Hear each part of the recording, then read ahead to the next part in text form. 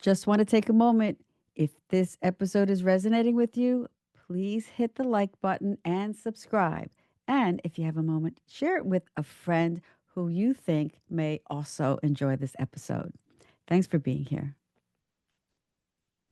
Welcome to Chat Off the Mat. I'm your host, Rose Whippich, and today we're diving deep into the world of complex grief with international bestselling author and award-winning filmmaker, Dr. Michelle Peticolas.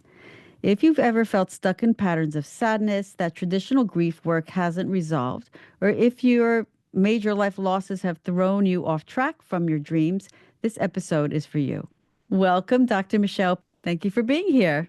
Oh, thank you for asking me to join you. I'm looking forward to our conversation. So, the first thing I want to ask you is, how do you define loss? Loss is more of a personal experience of uh, how we identify something, because we probably lose things all the time. We could lose a pen or a cell phone. And when it comes to grief or to significant loss, it has more to do with relationships. Human beings are social animals. We're literally wired to bond with each other. And so when a significant bond is broken, that's when the experience of loss is felt at a deep core level. And it also triggers natural biological survival response in you. So grief is not just a mental thing, it's a whole physiological thing. So that's how I define loss. Loss is the breaking of a bond. And even if you think about things like losing a job or moving across country to a new place, it's all about bonds. It's all about connections to people. And it's really important because as a social animal, we actually survive better in community. But sometimes you lose yourself very early because in order to survive as little children, we have to adapt to the environment. We have to adapt to our parents because we are totally dependent on them for our survival. And if we got nice unconditional love and we could be ourselves, it's great, but oftentimes love is conditional. It is based on you being a good girl or behaving appropriately. And it can be removed, or there may be distancing. And when you don't have that sense of security that love is always going to be there for you, you develop patterns. And those are not really who you are. They're just survival patterns. But they become so ingrained that we don't realize it. And so most of our life is a process of trying to break those patterns and get back to who we really are. Talk a little bit about now your background, what you do, and your credentials, and all the things about Dr. Michelle. And then we'll move a little bit more into some of the work that you do in helping people. I was really, really good in school. That was one of my survival responses because I didn't really bond with my mother and my father. When I was 2 years old, he was transferred to Japan, and I was separated from him at a very critical age in my life. Critical for everybody. Those first 3 to 5 years are really essential. So I found that if I was listened and understood what other people wanted and gave it to them, I would get approval. I would get attention. I would get positive feedback. So I got really good in school, and it was wonderful, and it worked really well. National Honor Society, Phi Beta Kappa, and then the ultimate in lovability, the PhD. But it wasn't. However, there was also this part of me wanting to understand myself. And so everything that I did, even though I didn't realize it, was about learning about myself. So I got into sociology and psychology. I worked in group homes. I worked on the Navajo reservation. Wow. And all of it, I worked with children in group homes and had to understand how they worked and how I could help them to become more empowered. And then finally, the big breakthrough was that my first husband left me. And this was a big, big, big, huge shock. And he left shortly after I got my PhD. And shortly after, I got a promotion in this group home program we were in, and he got fired. And that kind of totally confused me about, that whole thing of lovability. Oh, PhD, the ultimate. But it wasn't. So I joined a spiritual community, and it was interesting because when I was a child, and my father left for that a brief amount of time. I'm sure, I don't know, I do not remember when I was 2 years old, but I'm sure there was a lot of grieving. And then I shut that down because most of my life, I was a pretty shut down person. I was not aware of my feelings. I was so outwardly focused that I couldn't feel my own feelings, except, when I would just sort of lose control. But this spiritual work that I did was actually heart opening. Mm. And so when I met my current husband, I was ready for that. And then the biggest breakthrough for me and why I got into all this work with grief and loss was when my parents died. First my father, and then 6 months later, my mother. That is not unusual. Oftentimes people who have been together for a long time, they die very, very close together because I think they're so energetically connected. And it was a bit of a horse race who was going to go first. But I was with my mother before she died. I came back, the dutiful daughter, to help her finish up things. And my mother had been a toy designer. Not a little, little studio making little toys, but she actually had concepts and she took them to major toy companies in New York. And she and my aunt were totally involved in the toy company industry with these ideas. So she was, for me, this amazing person. But also, I felt a little bit neglected because she was involved in her life. Right. Anyway, we're sitting there in her studio going through materials. I'm being the dutiful daughter, and I pick up one of her pieces of paper. She had gotten a Xerox machine, and she Xeroxed everything. So I pick up one of them, and it's an illustration of one of her designs. And I hand it to her, and she looks at it, and she says, "Oh, I guess I'll never finish that project." Her words just pierced my heart. But I was still afraid of my emotions. So instead of engaging her, because I knew nothing, I took it back. I said, "We don't need to deal with this right now." And I shut her down. Mm. And that was one of the biggest regrets I ever had, because that was a moment when I could have finally really bonded with her and connected. And I didn't. But it woke me up because I thought, well, if she had regrets about not finishing this one project, where did that leave me? This people pleaser who didn't even know her favorite color because I was so intent on pleasing other people. And that's really changed me. And so the first thing I did was I decided to make a documentary on death because I said, wow, this stuff is powerful. And in the process of making the documentary, I joined hospice and eventually did hospice support groups, and then segued into having my own coaching business around grief and loss.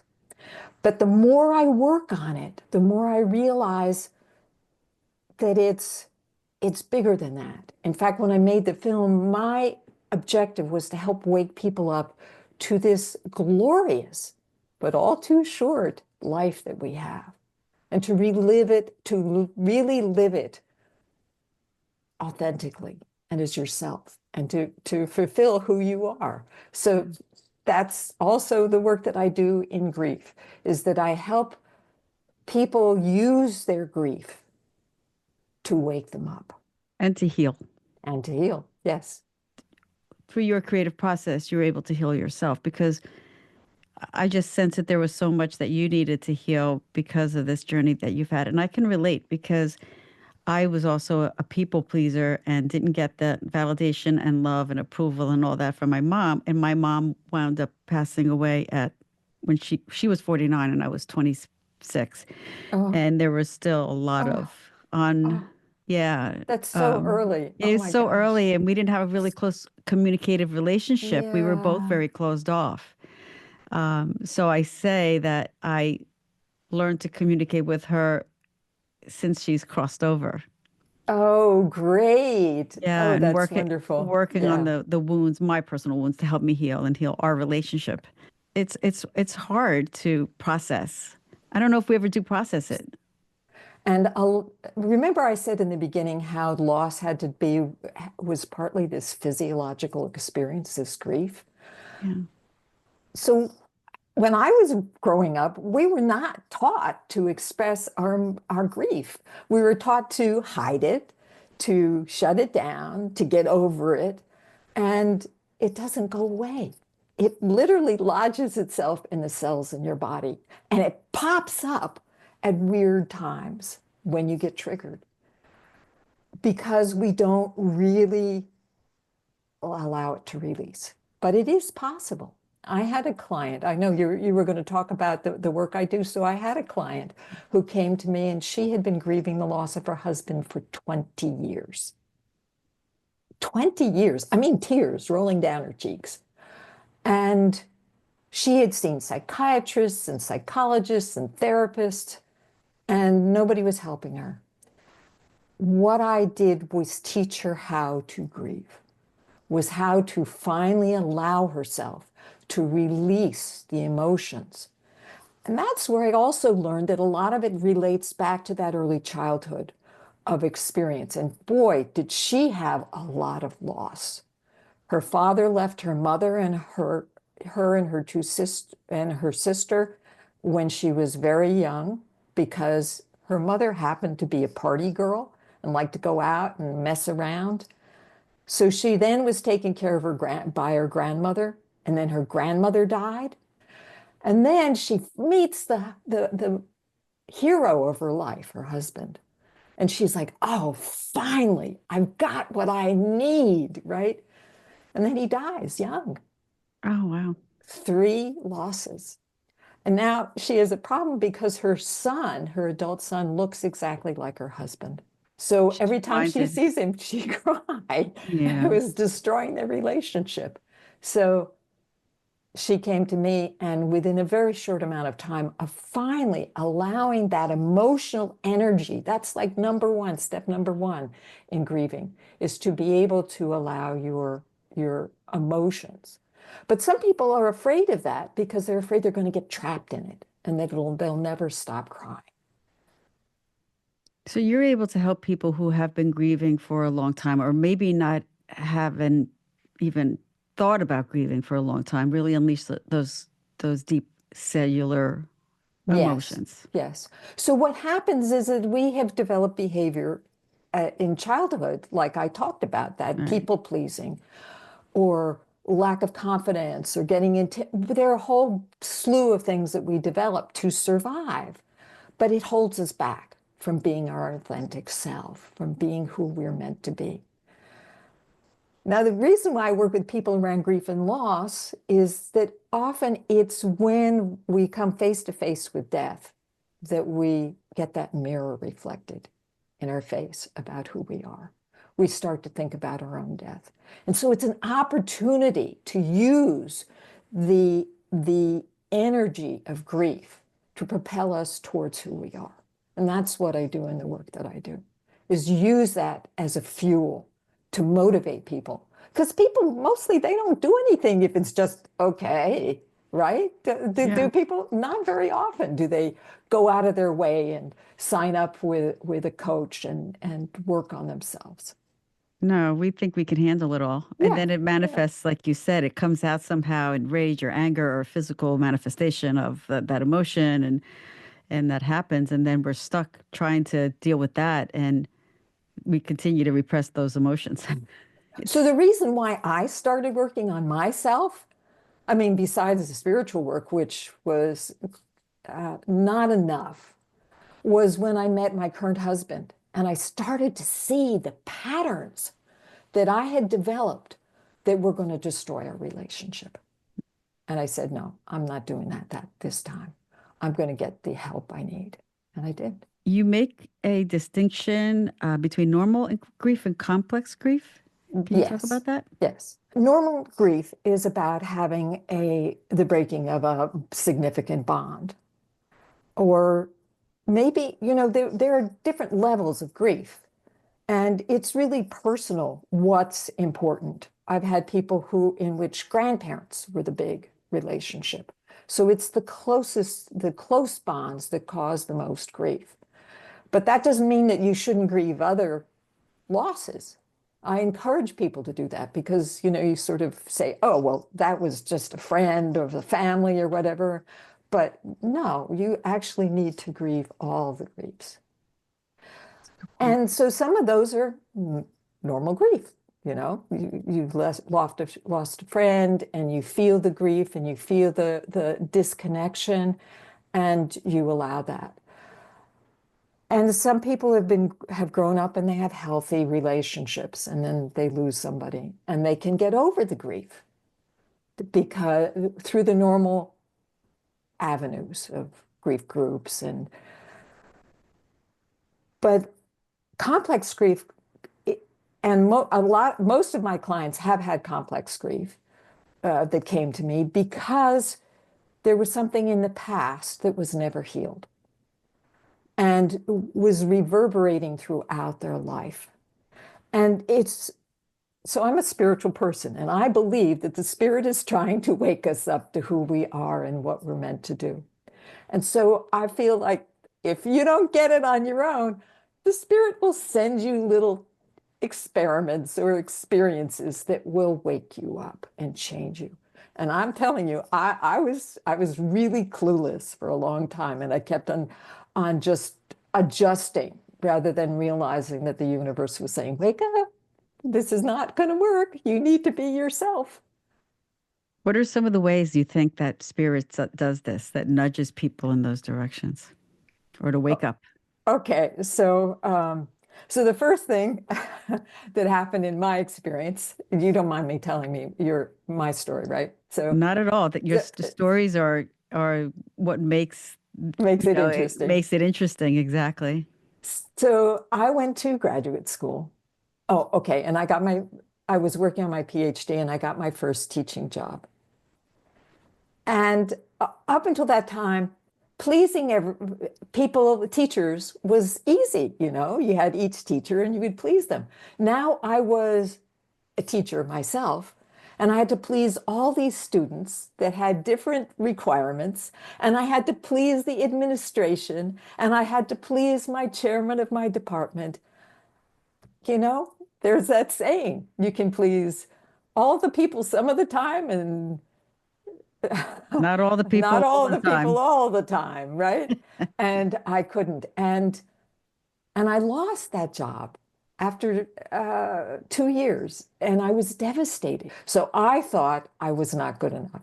And so in a way, Spirit was probably got me fired, and then got my husband to leave me, and then I had an experience with my spiritual teacher that started to really wake me up. And this is another story.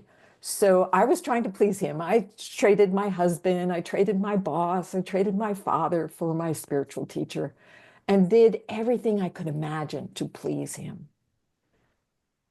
And I think he was set on breaking me of that habit of pleasing. He was a shamanic drummer, and he had these dance shows with all these women dancing, probably very politically incorrect now. Probably. But I would videotape. He took the video away. Okay, no problem. I would be a dancer. So I tried really hard to be a dancer, and it was clear that his highest dancers got the most of his juice. So I'm working and working and working, and finally, one time in New York, he's doing a dance show, and he specifically asks me to be there. And I get excited, and well, I'm supposed to be a dancer, the videotaper. So I go, and I ask him, should I dance? And he kind of shrugs and says, you could dance.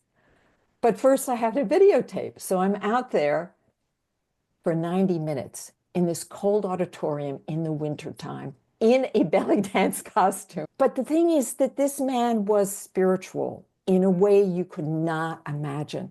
So everything he did worked in that direction. So anyway, finally, I'm like, realize when the same dancers are getting up for the second or third time, second time, that he's forgotten me. He has forgotten. He's in his dance show. He's forgotten. So the tears started to roll down my cheeks. And he must have sensed. I mean, he was that kind of a person. He sensed. So he sends somebody out to replace me on the camera. And I go up there. I couldn't dance. I Right. was so frozen. I was so humiliated. I was so angry. So I didn't dance. And he just put the rest of the dancers out there. But it woke me up. I made the decision that day that I would never let anybody judge my dancing, that I would dance for myself. And that is the first step towards authenticity, is when you do stuff and you learn to love yourself, to feel in yourself what you need. And that was huge. That was a big, big breakthrough. Your mistakes are probably your biggest teachers in terms of finding out what you need to learn. And that's what all the spiritual traditions tell you, is that not to beat yourself up for the mistake, but to say, okay, what do I need to learn from this? You created a framework. So it's Yes, SERVE, SERVE. yes. It provides a system for working through complex grief. Can you walk us through the steps involved in Sure, that? sure, Great. And absolutely. also how you came up with that. Uh, well, um, I came up with it a while back because, people always kind of find a framework to help people to understand. And uh, so serve is an easy word to remember. But in this case, serve means not that you serve other people, which of course is people pleaser I was doing all my life, but to let the grief serve you. So the first, and it does, if you follow these steps, you utilize the grief to propel you forward. So the first one is the S, which is surrender. So you have to surrender to the feelings and the emotions. And of course, there's a lot of, rules around that of how to do it and when to do it so that you support yourself instead of being humiliated, right? Right. So the next one is to engage. One of the most important things that people need to do after they've had a significant loss is to rally the troops around, to get support from other people. This is a wild story, but in elephants also grieve. And when an elephant loses a mom or the mom loses a baby, the elephants all surround that grieving elephant and Mm-hmm. stay there for maybe a day or two, protecting that elephant.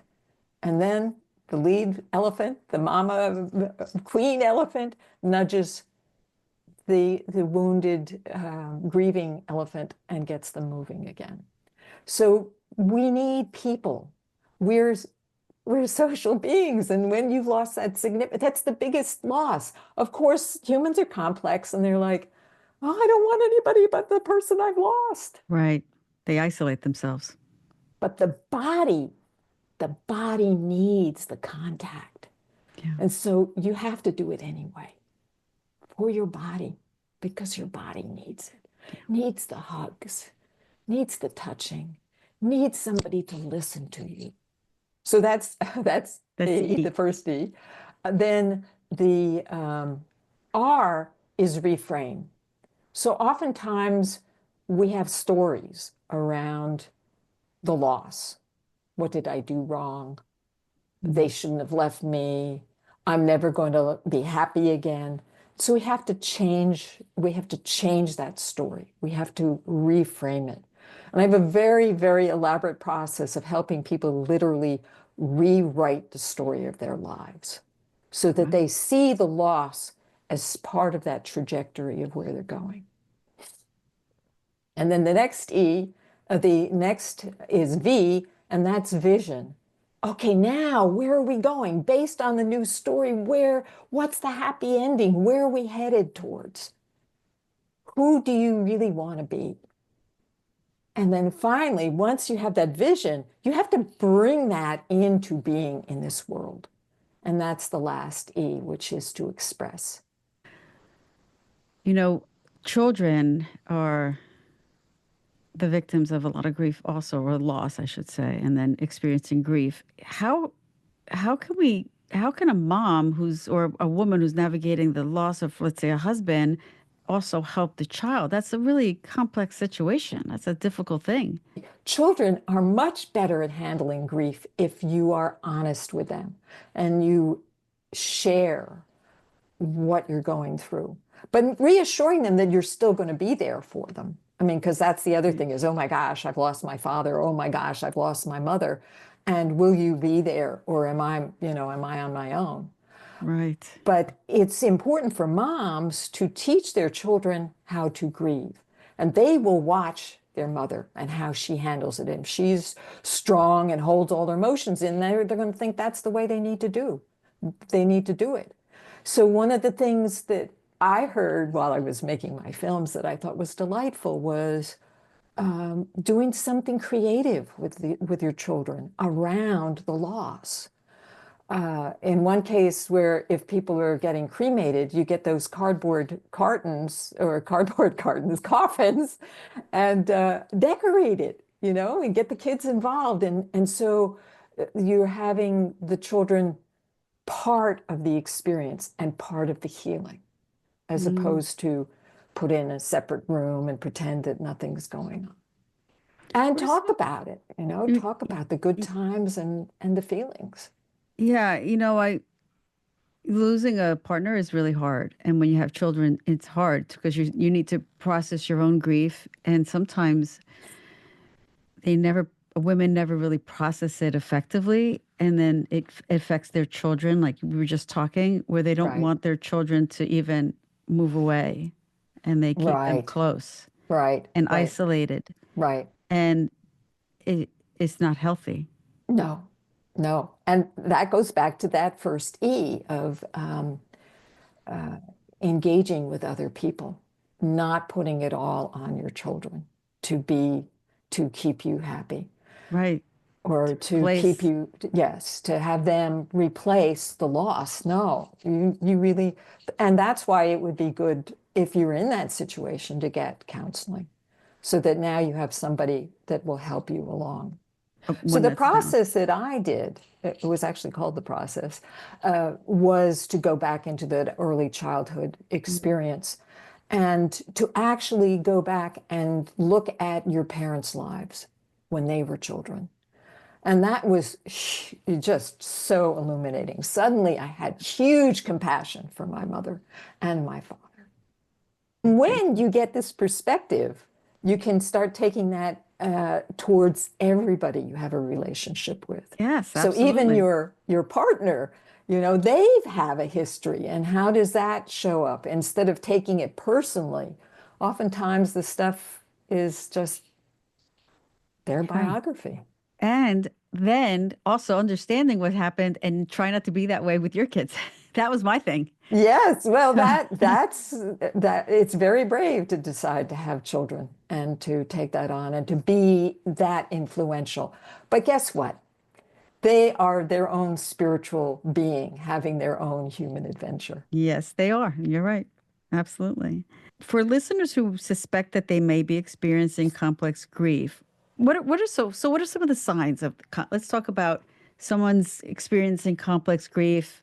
someone passed away a long time ago, even recently. What are some of like the signals that they need to really be aware of to say, "Oh my gosh, I really need help." Well, going on for a long time is one of the signs, is that you just aren't able to get over it. And it's interfering with your life because you don't feel engaged in life, that you're not interested. Maybe you're a little despairing, you have no hope. Those are all signs that you aren't able to move forward. Some people, so there are some different responses to it. Some people enshrine the loss. Like if you remember the Dickens book, Great Expectations, Lady Havisham, the woman who was dressed in the bridal gown Right. and had the table all laid out with little animals running on the table because she enshrined it. And people do that. And actually, when I first got into hospice partner loss support groups, the group that I inherited, the women there had been there for 3 years. And they had all enshrined their husbands, and they talked, and they had enshrined the experience of being widows and indulged in that. And that's a choice. And if that works for you, that's fine. That doesn't work for me. And so they pretty much dropped out of the group I had because my focus was on helping people become authentic and to use this as an opportunity for rebirth. Yeah. Rebirth. I love that. Um, People hold on to things too. I know we're still talking about that, but one of the things that I realize too is women or men, they hold on to things that their spouse had and they just keep it around as a reminder. And, those are just things like we're Right, talking like clothes and right, shoes and things right, like that. I'm right, not talking about right. pictures. So that's another thing that, just holding on to those forever and ever and ever. And it's a very energetic, like, message that says I'm still holding on to the past and it's not allowing me to grieve. Well, the thing is that each time you let go of something like that, you re-grieve. You rekindle the grief. Right. That is, you get rid of your husband's car. That's another loss. It's a reminder. It brings it up. But that's okay because that's how you heal, is that letting go of the stuff is part of the process of grieving. I called it pockets of pain. Actually, in the beginning, it's a whole coat, but then eventually it's little pockets that you run across. Like I used to, with my first husband, we used to do a lot of hiking. So I went out hiking with somebody one day and out into this really beautiful park. And the grief welled up in me because it reminded me of my husband. But then I had a new experience, and now I had a new story for that experience, and I could let the grief go. I could Mm. just release it. So the process of letting go of each of those things that relate to the person you lost is part of the The grieving, healing, the grieving, which is healing, which is of the healing. healing. Right. When you acknowledge it, when you allow the emotions to come up, and that's, as I said, is what I teach people, is how do you allow the emotions to come up without swamping you? Right. And because you're grieving and letting go or healing or trying to heal doesn't mean you forget about the person, right? And I think, No, no, right, no, you don't. They become part of they become part of your life, but in a different way, and right, disembodied. They're no longer embodied, but they're still there. You could still communicate with them. You could write notes to them. right. You can still, right. I believe in that. I believe that they're there. They show you symbols. They talk to you. They show you Yes, signs. Absolutely. I was thinking about Italian women who, uh, not modern day Italian women, but ancient or older Italian women, they wear black when someone dies, someone close to them dies, and they wear black all yes. the time. Right, right, right, That's like right. that becomes part of their ritual or whatever. And not sure if that still happened, but I maybe not as much, but who knows? In some societies, Yes, well, I did have a client in a grief group, and he was Philippine, and he believed that he would only have one wife, and his wife had died of some uncomfortable and difficult illness. And he would come into the grief group and he would talk about how, oh, he listened to this radio show and it was talking about her particular disease, or something else came up that reminded him, and that how he felt like he was so stuck because he kept on grieving. This is the reframe. I said, what if you were to take this experience, instead of seeing it as bad, that this is a measure of the love you have for your wife? Savor it. Allow yourself to feel those feelings. Changed him like that. It changed him. He was out of the group within a month. It was like he just changed his perspective. Oh, wow, that's great.